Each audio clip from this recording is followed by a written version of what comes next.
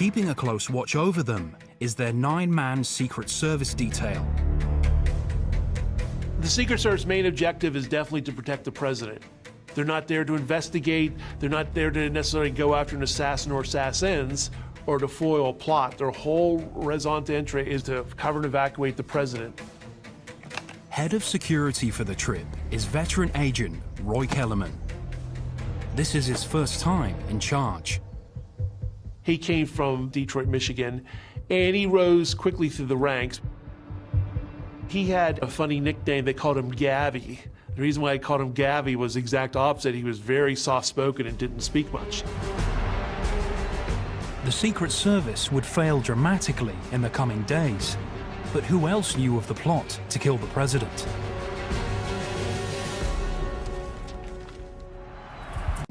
The fires of frustration and discord are burning in every city. His words divide America. North and south. By giving his famous June '63 speech, he really fanned the flames in the right wing, the kind of people that President Kennedy himself said, well, we're heading to nut country now.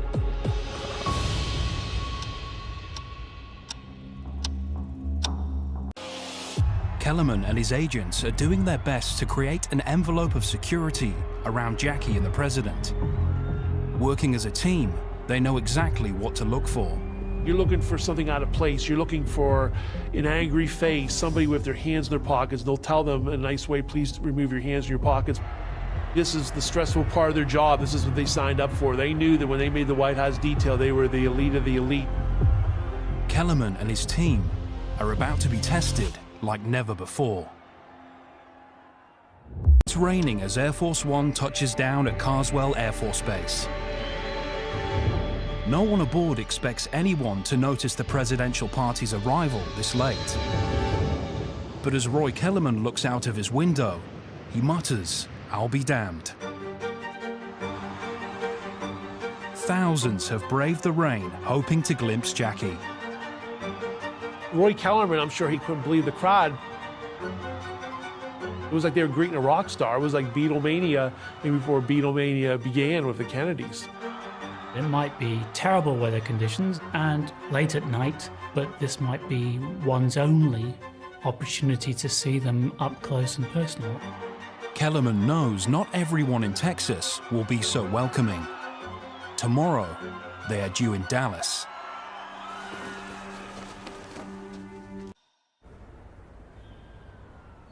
It's the end of a long first day for Secret Service agent Roy Kellerman. With his charges secure in Suite 850 of the Hotel Texas, he clocks off. But as Kellerman heads to bed, many of his agents head to the bar. 9 agents drank the night before the assassination. That's grounds for removal from the agency. If they only would have left the front and rear pieces on and even had that open piece in the middle, that would have been a security function. It's a psychological deterrent because so many people wrongly assumed it was bulletproof when an assassin or assassins even try with it on. If you listen to the narration that morning on WFAA ABC, they say, wow, the president is amazing. Instead of getting into the president's limousine, he's heading towards the crowd. Secret Service boss Roy Kellerman may be getting used to this scene, but he's not letting his guard down. You can see Roy Kellerman, everybody. He's looking to see that the various local police and local agents are in place. He's looking to see that rope line is there. He's looking to see everything appears to be normal.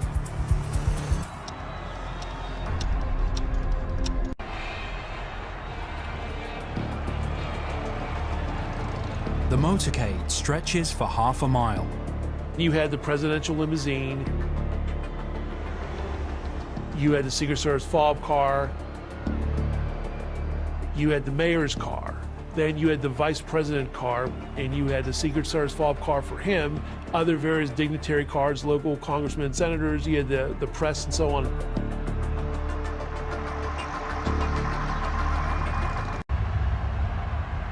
The City of Dallas police have deployed over 700 men, but unusually, none are guarding Dallas's many high-rise rooftops. The major trip before in Florida, in Tampa, 28 miles, almost 3 times the length of Dallas. They had multi-story building rooftops guarded with all the sheriff's department, with heavy arms. In fact, I spoke to the lead motorcycle officer in Tampa. He told me, oh, every multi-story building at 28 miles had armed men, and they would have shot anybody untoward during that motorcade. Got a pretty good crowd of people down here on Turtle Creek. Halfway down Main Street, FBI Special Agent James Hosty watches the motorcade pass by. He's shocked at how exposed the President and First Lady are. All the Secret Service agents are in the car behind. When you realize the building rooftops weren't guarded, there's people hanging all out of windows, you realize they weren't on the back of the car in a concentrated fashion. And there wasn't more motorcycles bracketing the car, and even the use of the bubble top. It makes you realize how much Kennedy was a sitting duck. 10-4-1. Is there a pretty good crowd there? The motorcade turns off Main Street and enters Dealey Plaza. And they make a short right-hand turn onto Houston Street. In the presidential car, Jackie hears Governor Connolly's wife say to the president, "You certainly can't say that the people of Dallas haven't given you a nice welcome." And the president says, no, you sure can't.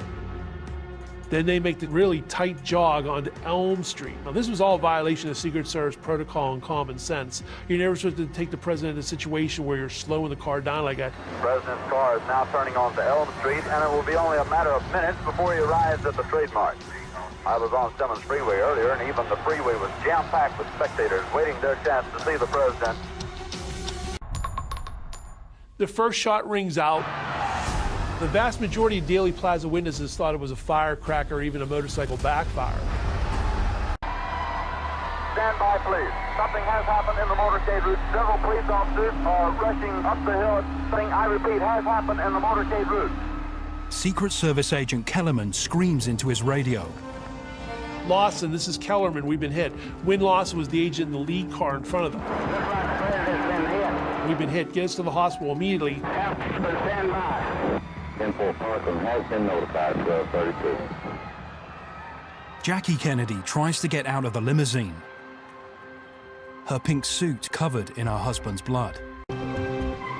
As the motorcade screeches to a halt, Agent Kellerman helps lift the president out of the car. He said JFK's eyes were open and it looked like all signs of life were gone, although technically he did have a heartbeat and technically he lived for another 20 to 30 minutes. But for all intents and purposes, he was DOA. Suspicion has also been cast on some of those closest to the president, in particular Secret Serviceman Roy Kellerman and his team of agents. They definitely felt like they failed in their mission. They had one job to do, the number one most important job. The life of the president was taken. Although he never spoke about the assassination, Kellerman hinted he thought there was more to the story than just Lee Harvey Oswald. I spoke to his widow, her name was June, and she said that Roy accepted that there was a conspiracy. In fact, when he spoke to the House Select Committee, he says, I'll accept that. It's like, wait, so Roy accepted there was a conspiracy? Yes, he believed there was a conspiracy, but she never got any details from him, nothing.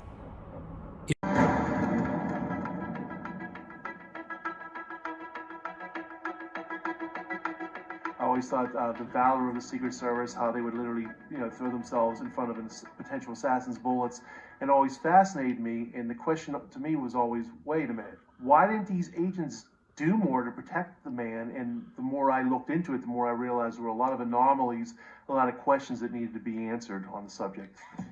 No one has spent more time studying the Secret Service's actions that day than Vince Palamara. Standard operating procedure in an open motorcade would have been for the agents to be running, walking, or jogging with the presidential limousine. And there was also two handrails in the back for an agent or agents to hold on to, so they would be in close proximity to the president. Agents not riding on the rear of the limo is a huge issue in this case. The Secret Service agents are powerless to really do much of anything if they're not close to the president. And official mythology, I like to call it, is that President Kennedy allegedly ordered the agents off the car 4 days before Dallas. Claiming President Kennedy asked for changes to the motorcade's normal security protocols, had been a recurring theme during the Warren Commission. I spoke to the special agent in charge of the White House detail, the #1 agent, Gerald Bain. I asked him, President Kennedy, I understand he was difficult to protect, right? He didn't want the agents on the back of the car, and he told me, this is an exact quote, "I don't remember Kennedy ever saying anything about not having agents on the back of the car. If you look at the newsreels, you'll see agents on there." Well, one by one, I spoke to many of his colleagues, not only in the Secret Service, but actually White House aides that were not Secret Service agents, and it was a landslide. They were all telling me the same thing. Supposedly Kennedy ordered the agents off the back of the limousine. No, he had nothing to do with that.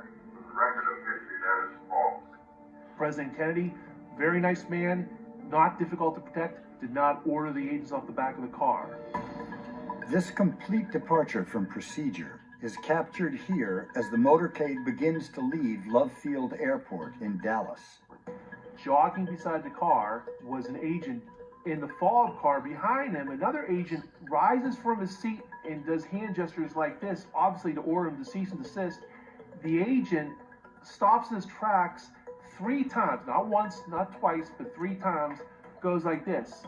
And actually, that's the universal body language for what is going on. Turns out the agent name was Don Lawton, and he's the agent who's formerly told to cease and desist by shift leader Emory Roberts, who rises in his seat with the hand gestures, and you see Don Lawton going like this.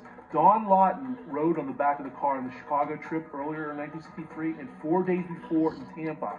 But he's relegated to meaningless Love Field luggage duty during the motorcade, during the assassination. It's ridiculous. Secret Service agent Clint Hill is also recalled from his position on the opposite side of the limousine. Emory Roberts had been the only one of 3 Secret Service shift leaders from the White House that was part of the motorcade. Emory Roberts was in charge of the follow-up car that was immediately behind JFK, full of Secret Service agents. He was the general, so to speak, of the follow-up car. If he said something, that's how it went. Emory Roberts, however, received his orders from Floyd Boring, the #2 man of the Secret Service White House detail, based in Washington. Floyd Boring, he was in charge of planning the Texas trip, and he was the one who gave out assignments. In an interview with the Assassination Records Review Board in 1996, he stated that there had been no change in policy for the Dallas trip, and put the blame on President Kennedy. The #1 man and head of the White House detail, Gerald Bain, was on vacation starting the week before the Texas trip, which left the immediate handling of the trip to Boring. Floyd Boring's right-hand man in charge of the logistics on the ground in Texas was Special Agent Winston Lawson. Winston Lawson came from the Buffalo, Syracuse, New York area. He was a former counterintelligence agent in the Army, and he joined the Secret Service in 1959. And again, he was an advance agent, an agent that would actually go to the different cities, towns in America and overseas in advance to work with the local police and dignitaries and whatnot to get everything in line with motorcade rides, building security, etc., etc. Lawson, assisted by Agent Roger Warner, set the order of the vehicles in the Dallas motorcade. The normal order would have been to have a pilot car and a lead car, which was done in Dallas. Then you had a flatbed truck of the press photographers in front of the limousine filming and being eyewitnesses, and that in and of itself is a deterrent. And you had the press buses close behind the limousine, again, professional newsmen, eyewitnesses, they would have been there filming. Conveniently, the press was moved back at the last minute. There wouldn't have been a need for Abraham Zapruder, an amateur, to film the assassination. Another break from routine in the Dallas motorcade, the positioning of police motorcycles around the president's limousine. As with any other motorcade, the Secret Service worked hand in hand with local authorities to ensure the safety of the president. Usually surrounding the car, there would be a group of motorcycles. This was not only to obscure or block the view of potential assassins, but also to prevent anyone from the public who might be viewing, who got too excited, from approaching the car. And up to and including the day before the assassination, this held true. In his prior Texas stops in San Antonio, Houston, and Fort Worth, Normally there were 6 to 9 motorcycle officers around the presidential limousine in a wedge formation, including flanking the car, which means in translation, they were riding right beside JFK. Then all of a sudden there is a last minute change and the motorcycles are reduced to 4 beside the car, but then they're not even beside the car, they're not flanking anymore, they're moved behind. Translation, the formation was meaningless. It offered no protection at all. In fact, when the shooting began, you don't even see the motorcycle officers around the car. Agent Lawson told the Warren Commission why he had ordered the motorcycles to fall back from the limousine. Well, it's my understanding he couldn't hear conversation well. That's why he didn't want the motorcycles beside him. And yet they had no problem that morning in Fort Worth, the day before in San Antonio and Houston, and 4 days before, a week before, a month before, the year before, the years before. They left Kennedy a sitting duck. Another line of protection for the president that wasn't used was the limousine's bubble top. The bubble top was a plexiglass covering that was put on the car, the presidential limousine. The conventional wisdom that it was bulletproof or bullet resistant. Turns out it was not bulletproof or bullet resistant in the standard way we think of that. However, it was a psychological deterrent because most people assumed it was bulletproof. Popular belief has it that the limousine's bubble top was not used for 2 reasons. 1, because what started as an overcast and dreary day turned sunny and clear. The actual films and photos of several motorcades shows the bubble top on in the brightest weather conditions imaginable. So there's a myth that it was only on there for inclement weather. Not true. And the bottom line what the bubble top would have done is it would have obscured an assassin's view via the sun's glare. The second reason most often given as to why the bubble top had not been used is that the president had requested not to use it. But I spoke to the agent who was the driver of the follow-up car, Sam Kinney. Sam Kinney adamantly on 3 different occasions told me that President Kennedy had nothing to do with it. It was solely his responsibility. Supposedly, JFK said, I'm quoting now, get that goddamn bubble top off. Listen, that is not true. The bubble top came in 6 pieces, but sometimes it was on there for just the front and rear pieces were on, so it would be an open car and some semblance of protection as well. A partial bubble top with the front and rear pieces on, and he would be able to get air and be able to stand up, and he didn't have that configuration. It's a question of why. Why wasn't at least that configuration used in Dallas? Another troubling inconsistency with Secret Service protocols was the monitoring of buildings.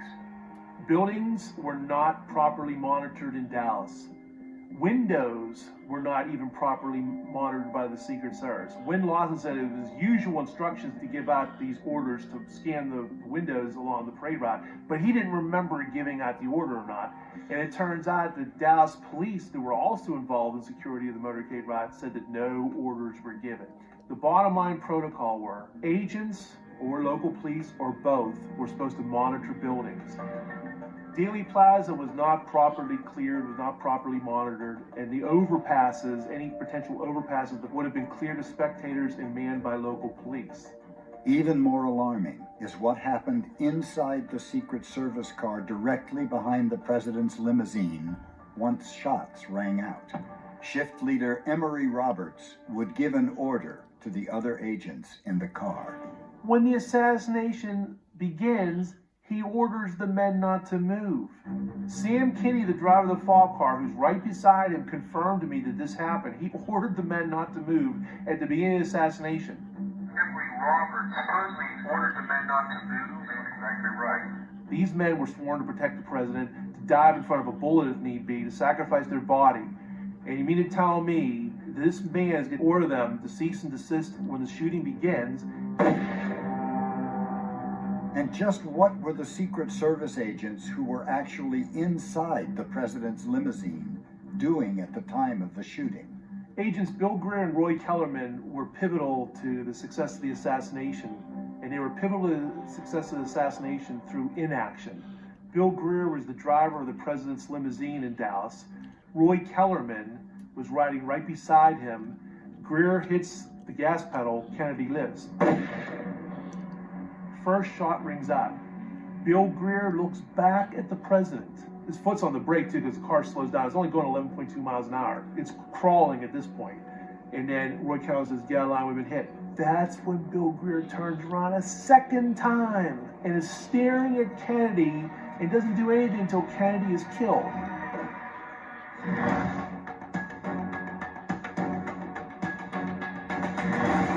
Yes, it was only 6 to 8 seconds, depending on estimates, but that is a lifetime for a Secret Service agent.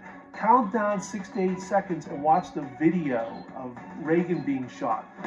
These men, by the time the 8-second shot, they're well out of there. Let alone 2, 3, 5 seconds. Amazing what they did. And Roy Kellerman, for his part, doesn't jump. He doesn't jump back, and he's turned around. He's staring at Kennedy too. The shooting had stopped by the time Clint Hill, who was assigned to protect the First Lady, finally leapt onto the limousine. Could these monumental lapses by the Secret Service just have been a series of unfortunate oversights? How convenient that this all happened on the day allegedly a lone assassin struck the president down. 1963 protocol, President Kennedy should have lived in Dallas. He should have lived past the Dallas motorcade. But Floyd Boring, in charge of protection of the president by planning the Texas trip, Emory Roberts in charge of the follow-up car, and Bill Greer, the driver of the president's car. Those three men bear the largest burden of what went down in Dallas. The buck stops with the Secret Service. Yeah. Roy Kellerman spoke with FBI agents at the president's autopsy. He was quoted with a surprising statement. Agent Kellerman said that the security for this trip was the most stringent and thorough ever employed by the Secret Service for any trip the president ever made. Now, if you believe that, I've got some land I want to sell you. In 1995, the government's Assassination Records Review Board, wanting to compare security in Texas against other recent trips, requested to see all Secret Service documents pertaining to presidential visits around that time. Rather than comply, the Secret Service destroyed many of its records from the fall of 1963, making any true comparisons impossible.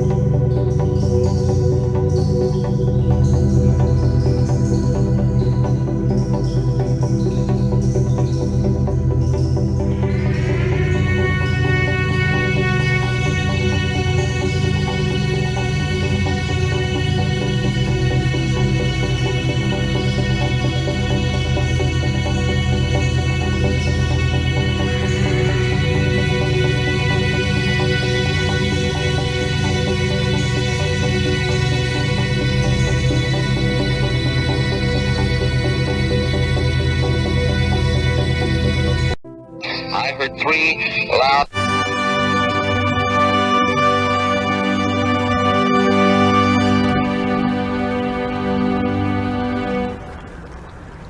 From his hometown of Duluth in Minnesota, one of those questioning critics of the official version of events is Professor James Fetzer. The resurgence of interest in the death of JFK had repercussions when Congress passed the JFK Records Act in 1992 that created a 5-civilian-member board entrusted with the responsibility to review and declassify documents that were held by the CIA, the Secret Service, the Office of Naval Intelligence, and so forth.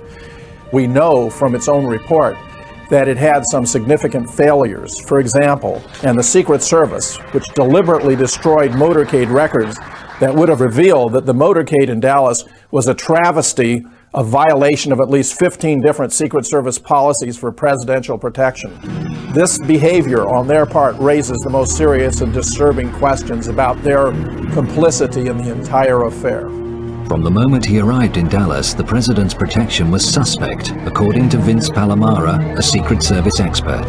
There was last-minute changes invoked by the Secret Service involving President Kennedy's security.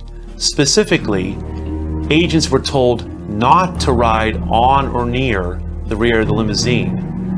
Now, these orders were funneled from the Assistant Special Agent in charge of the White House detail, who was the planner of the Texas trip, Floyd Boring, to one of his assistants, a shift leader by the name of Emory Roberts, who was in charge of the follow-up car.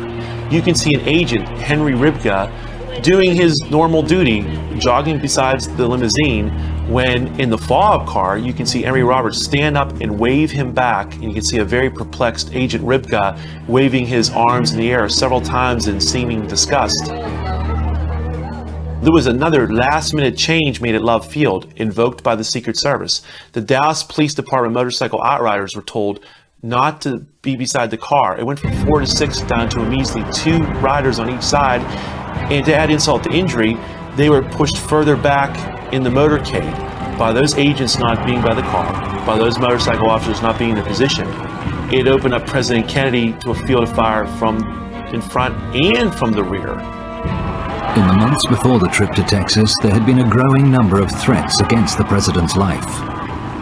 Despite the increase in conspiratorial activity in the month of November 1963, in the apparent red alert the Secret Service appears to be under in response to this activity, the agency acts in the opposite fashion and actually reduces the security and acts like no threats on the president's life are occurring. Why? Uniquely on that day in Dallas, the press, the camera crews, Kennedy's military aide, who would normally sit in the front of the president's car, and even his personal physician were all relegated to the rear of the motorcade by the Secret Service. In a conventional motorcade, the president would be somewhere in the middle, surrounded by security and the press. In this case, the presidential limousine was set right out in front of every other limousine, which of course is the reason why the Secret Service destroyed the records of its own motorcades when they were asked for them by the Assassination Records Review Board. The most suspicious behavior by shift leader Emory Roberts was to be at the time of the shooting in Dealey Plaza. Tragically, he actually ordered the agents not to move during the heart of the shooting. Agent Sam Kinney, who drove the follow-up car, admitted as much to me and told me, quote, exactly right, end quote. And all these deficiencies begin and end with the Secret Service, because they were the prime movers. They were the ones who were directing the security arrangements from Washington up to and including in the heart of Dallas during security meetings. They were the ones that gave out assignments, vetoed or approved of security arrangements. So the buck stops with them. I have a book coming out called Survivor's Guilt, The Secret Service and the Failure to Protect President Kennedy. It is the first time the Secret Service has ever been investigated and researched in such depth. Hundreds of footnotes, and it's primary source information. It's not theories, it's fact. It's what these agents told me, it's what they said and did. It's based off films and photos, documentable evidence, documents, books, whatnot. But it's not just secondary sources, it's not theory, it's fact. It's what these agents told me. Survivor's Guilt, The Secret Service and the Failure to Protect the President, coming out September 1st, 2013, available for pre-order on Amazon.com. Everything is being accepted as far as what PPD is doing and will continue to do.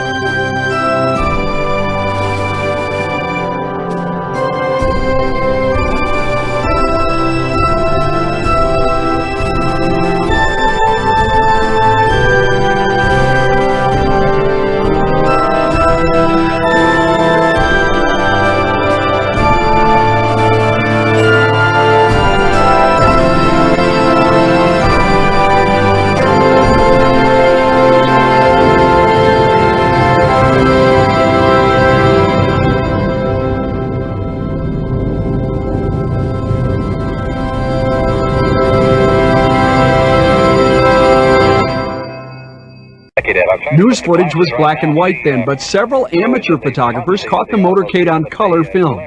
Channel 4 had 2 reporters along the route. Bob Huffaker was downtown. In response to political staff, agents who usually surround the limousine were pulled away so people could see the president better. One reacted by throwing up his hands in disgust. 3 times he protested what would prove to be a fatal error. Kennedy was killed by the 3rd shot from a sniper rifle, well after agents, if they had been nearby. Agents who usually surround the limousine were pulled away so people could see the president better. One reacted by throwing up his hands in disgust. 3 times he protested what would prove to be a fatal error. Kennedy was killed by the 3rd shot from a sniper rifle, well after agents, if they had been nearby. I interviewed a guy called Clint Hill, who was the bodyguard. If you see the footage of the cavalcade and the bullets coming, he's the guy that jumps on the back. Yep. He was Jackie Kennedy's bodyguard. Yep. Why weren't Secret Service on the bumper that day? They were removed. You can go on internet. That's not what he told me. They were removed from the bumper. That's and the Secret Service guy turns to his boss and goes, "What?" Jesse, here's my point. And they took him off the bumper. Why did they change the way that?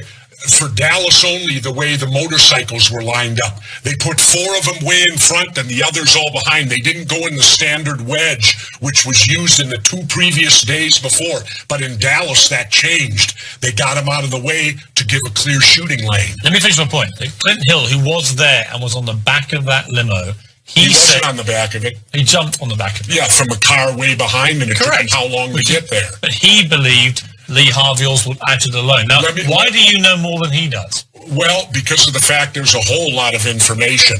It's so obvious when you read this book. I'll let you people be the judge. Read the book. It's so obvious. The Secret Service. Who do you think did it? The Secret Service protected Kennedy more after death than they did when he was alive, because they illegally took the body out of Texas. Autopsy by law should have gone on there. Lyndon Johnson, the car was a crime scene. Everybody knows tape goes around a crime scene until forensic gets through with it. Monday morning, that car was in Michigan being refurbished, already moved. No one was allowed to see the car. Who? The most painful theories point fingers at the agents themselves. I read where Pontius was part of it because he disappeared after Houston. A conspiracy for the agents to shoot the president. I mean, this is off the wall. One of the agents shot him. Memories of 1963 come back to life for so many Americans today. The assassination of President John F. Kennedy shocked and some think changed the world. News 13's John Lee gives us a local tie to that tragedy. Did a little research on just who this character was. At the place where those who pass rest in peace. One grave at Green Hill Cemetery in Waynesville is a reminder of America's turmoil, where folks like Steve Fogg find it fascinating that we have a little bit of the JFK assassination story right here in our backyard. William Greer was a World War II veteran, eventually working with the Secret Service. Driving JFK in Dallas 50 years ago. A life journey that merged with a devastating death. President Kennedy died at 1 p.m. Central Standard Time. Greer retired and eventually moved to Waynesville. Glenn Stewart says he heard stories of Greer playing golf at the country club. Yeah, no, I was surprised to find out about that, and so that led to an interest in finding out where he's buried over here in Waynesville. Glenn was told he rarely spoke of that assassination. When it was brought up that he was pretty, closed-mouthed about it, he didn't want anybody to he didn't want to cause any more controversy, I'm sure. We spoke to JFK expert Vince Palamara via Skype. There's a lot of people that, rightly so in my opinion, believe that he is responsible indirectly for the assassination because, again, Secret Service agents are trained. If he hits the gas and obeys an order of the agent in charge who was sitting next to him, history would have been different. The author of Survivor's Guilt interviewed Greer's son about his late father, concluding that the Secret Service agent was tormented for years. He had a lot of guilt about what happened in Dallas because whether or not you believe Oswald acted alone or not, if his dad would have hit the gas, President Kennedy would be alive today. Greer died of cancer in 1985, but speculation and conspiracy theories live on. You know, there's been a lot of controversy, and there's even some theory that he was involved in the killing. Theories that Palamara says bothered the family. His son was pretty forthcoming about his dad. It kind of wavered back and forth. I think his son, frankly, wasn't too thrilled about the notion out there that people thought that maybe he had something to do with it as far as if he would have hit the gas and so forth. But, you know, I could kind of read between the lines. I could tell it was something that definitely bothered his father, judging by how defensive his son was about it. And 5 decades after that turbulent and tragic chapter, many replay the horror in their minds. And my thought is this is going to go on forever to the end of time. Imagining what people like Bill Greer took to their grave. I'm sure it haunted him, being where he was when he was. In Waynesville, John Lee, News 13. With in-depth study of the failings of Secret Service protections. These men were sworn to protect the president, to dive in front of a bullet if need be, to sacrifice their body. And when the assassination begins, he orders the men not to move. 1963 protocol, President Kennedy should have lived. This moving examination of new evidence and interviews uncovers the dramatic tale of a coup in Camelot. Why didn't these agents do more to protect the man? And the more I looked into it, the more I realized there were a lot of anomalies, a lot of questions that needed to be answered on the subject. No one has spent more time studying the Secret Service's actions that day than Vince Palamara. Now, we've got some video from YouTube. One of the things you say in your book, it made you want to write this book, was all the conspiracy theories, and you talked about the movie from Oliver Stone. This is a man named Vince Palamara. Do you know him? I'm familiar with him. I don't know him. He says that, I guess, we'll talk about this, that he sent you a 22-page letter. I recall receiving a letter which I sent back to him. I didn't bother with it. You didn't talk to him ever? He called me and I said hello, but that was about it. And over the years, have you both been called about this assassination on many occasions? I've been called numerous times. What's been your attitude? How have you approached people that have For the most part, I've just said I have no comment. I just have nothing to say. And why is that? Well, most of it's from people who are writing conspiracy theory books that don't make any sense to me. So if they're not going to deal in fact, then I don't want anything to do with it. And how about you? What have you been? Same thing. I have never talked to an author of a book, and I just felt we have it on our commission books, worthy of trust and confidence. And I felt those were issues that you should never talk to anybody on the outside about. And it was, I had to weigh and evaluate when I wrote this book, because I felt I wasn't talking about the Secret Service. I wasn't talking about the Kennedy family, but I was talking about the agents that I worked with and the incidents that occurred. And those were my friends, so that's when I decided to write. Did you have to get permission to do this from the Secret Service? No. So this wasn't cleared by the Secret Service? No. Okay. No, but we had lunch today with the director of the Secret Service, who thanked us very much for our contribution. So. Here is this video. It's not very long, and this man's name is Vince Palamara. He is a citizen who has taken it on his own to become an expert. He's from Pennsylvania, and I don't know him. I've never talked to him. I've just seen it on the web. And he is, I believe he's a graduate of Duquesne University. So let's watch this and I'll get your reaction to it. Hi, this is Vince Palamara, the self-described Secret Service expert that Jerry Blaine accuses me of without naming me, okay? Back with my obsession about the Kennedy detail. I gotta read this. This is rich. Page 287. This is what Blaine's claiming Riley said. Riley turned to Jerry Blaine. And Jerry, since you were in the lead car, did you ever hear this over your radio as well? Yes, sir, I did. I heard exactly what Floyd just told you. The thing about this is the whole thing about the Ivy League charlatans thing. Jerry Blaine told me the Ivy League charlatans thing came from the guys. I can't remember who said it. Boy, his memory got real good 5 years later, because now he's claiming he heard it over the radio, Floyd Bourne, okay? unbelievable. It's just amazing to me, you know. There never would have been a book if I didn't send a 22-page letter, okay, to Clint Hill that pissed him off so much that his very good friend Jerry Blaine came out with this book as a counter, okay. There's some nice things I recommend everybody to buy. I'm not into censorship. This is my First Amendment rights, okay. It's got some nice pictures, some nice non-assassination things, and there's even some good assassination-related things in here. But it's very obvious. It's, other people picked up on it. That's why there's some really bad reviews on Amazon right now. Mine's the best of the bunch at 3 stars, too. It's very obvious. It's a thinly veiled attempt to rewrite history and to blame President Kennedy without trying to blame him for his own assassination. First of all, his is not the best of the reviews. There are 7 with 5 stars, just in case for the record, that I saw today when I looked on Amazon. What's your reaction? Could you hear? Well, he wrote an assessment of the book about the first time about 5 weeks before it was released. The second time on Amazon.com, he and 4 of his friends, or 4 of his aliases, put a statement on assessing the book, a 1, a 2, and a 3. My assessment of Mr. Palamara is that he called probably all of the agents, and what agent who answers a phone is going to answer a question, was President Kennedy easy to protect?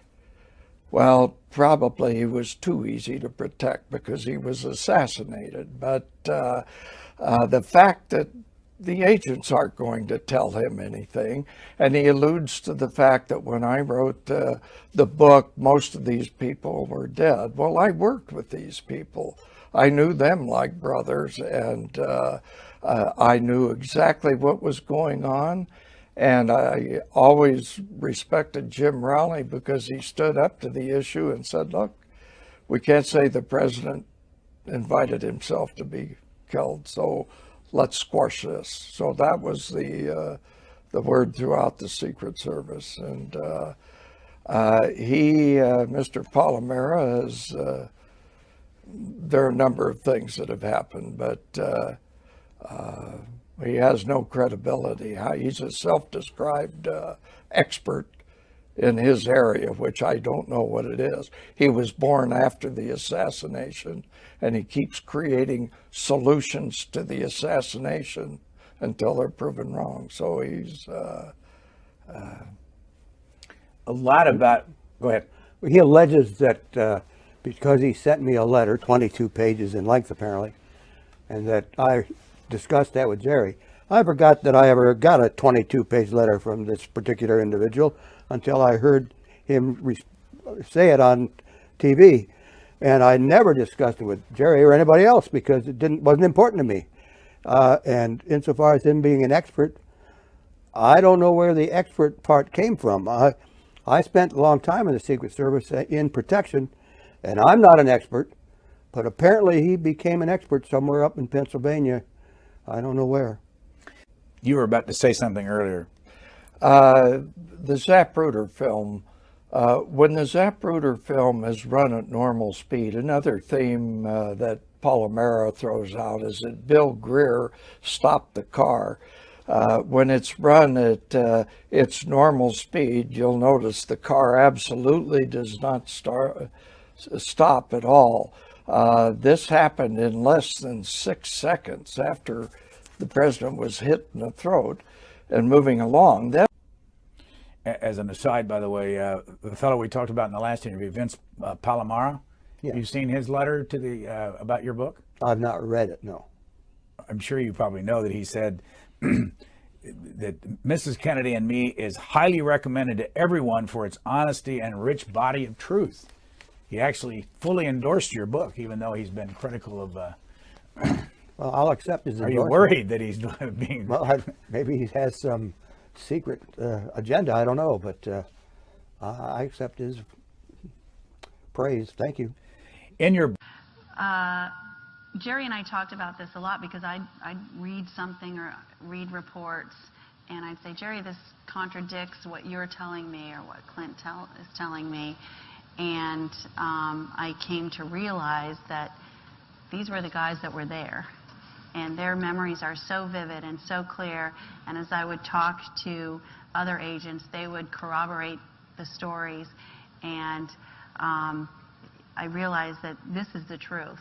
And the other people that are writing these other reports and all these researchers that have studied this endlessly, they weren't there. And you know, so you can take some of what is written, but what I believe is what these men have told me to be true. The greatest security ever? Even the normal security on both the federal and local levels had been stripped away. Another short one for you, another 4-minute DVD. But what I want to do is, again, it's one thing to come up here and espouse things, say things, and that, but picture says 1,000 words, and it's the great conundrum. Now, I said before, you know, about a conspiracy, no conspiracy, and it's separate from that. It's a matter of these guys would have protected the president. He would have lived whether Oswald acted alone or not.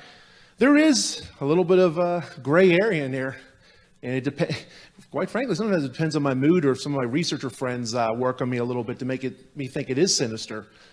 I don't know. I mean, you try to put the best foot forward and say they screwed up and the president was killed under their watch, and after the fact they created this mythology that he was difficult to protect. And that's when you read William Manchester's massive best-selling book. It sold like in the millions, you know, day Kennedy was shot. Even the Warren Report, to a certain extent, laid out this thing that, well, President Kennedy, that's a shame, but you know, he did not want, you know, protection. Now, you didn't hear me get into the bubble top. That does seem to be something that Kennedy didn't want all the time, but even that is a gray area. There's many trips, you'll see a couple of them coming up, where he had the bubble top on, if not in a full compartment, which he did quite often. A lot of other times he'd have it in a partial configuration where he'd have the rear piece on and the forward piece. Now, even though it was not bulletproof, it would deflect a bullet, and many of the agents I spoke to said it would deflect a bullet, or at the very least, actually two things, or it would have a sun's glare off the bubble would act as a deterrent, or just the fact that many people thought it was bulletproof. What a potential sniper or snipers think twice, if not thrice, about doing anything. Oh, the bubble top's on, or the rear piece is on. So there you go. Many times, you'll see coming up, Kennedy was allotted many motorcycles that surrounded the car. It was protocol. In fact, on the Texas trip, San Antonio, Houston, and that morning in Fort Worth, the morning of the assassination, he had motorcycles all over the place. In the High Select Committee, this is kind of, well, it's not buried, researchers know about it, but it's buried in their report. Most people know about the Warren Report. High Select Committee reinvestigated the assassination in the late 70s and found a probable conspiracy, but very inconclusive, very unsatisfying. But one of the things they found was it was, quote, uniquely insecure what the Secret Service did with the allotment of motorcycles. And guess what? They blamed it on Kennedy. They said, hey, Kennedy didn't like this noise of the motorcycles by him. He couldn't have conversation. Geez, it must have been a new thing, because he didn't mind having his motorcycles all around him, up to and including the morning of the murder.